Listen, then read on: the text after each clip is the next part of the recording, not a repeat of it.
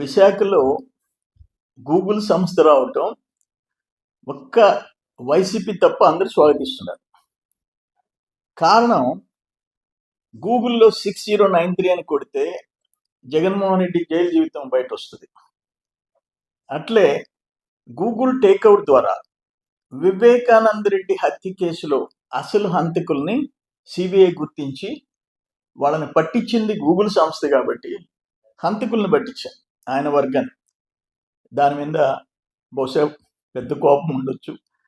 మూడోది ఏంటంటే, రాజా కరప్షన్ అని కొడితే గూగుల్లో తండ్రిని అడ్డం పెట్టుకొని 1000 కోట్లు దోపిడీ చేసిన జగన్మోహన్ రెడ్డి అవినీతి చరిత్ర బయట వస్తుంది. అందుకని ఆ సంస్థ మీద కోపం. నేనేమంటానంటే, ఈరోజు 1,33,000 కోట్లు అసలు గూగుల్ కంపెనీ ఇండియాలో ఆంధ్రప్రదేశ్కి రావటం, కొత్తగా స్టార్ట్ అయిన ఒక స్టేట్లో రావటం, లోకేష్ బాబు కృషి, దాన్ని జీర్ణించుకోలేక నేను ఒక మాట్లాడుతాను. నీ సాక్షి పత్రికలో కానీ సాక్షి ఛానల్లో కానీ రాష్ట్రానికి ఇంత ప్రతిష్టాత్మకమైన ఒక సంస్థ వస్తుంటే ఒక చిన్న ముక్క కూడా రాయరా?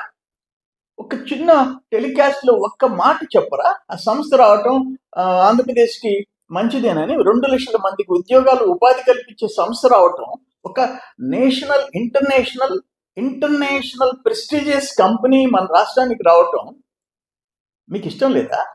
మీరా ఈ రాష్ట్రానికి ఒక ముఖ్యమంత్రి కావటం అంటే దురదృష్టం. మళ్ళీ నేనే వస్తాను అని చెప్పుకోవటం అంతకంటే దురదృష్టం.